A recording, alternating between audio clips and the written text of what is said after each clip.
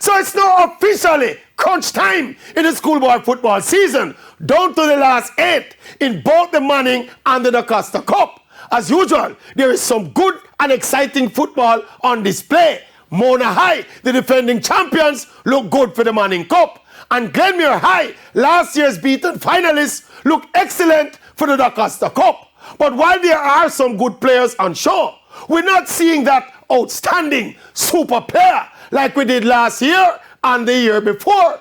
We're not seeing that whisper-like baller in the Manning Cup or that Kaheem Dixon-like player in the Costa Cup. And for sure, we're not going to find the same level of super talent every season.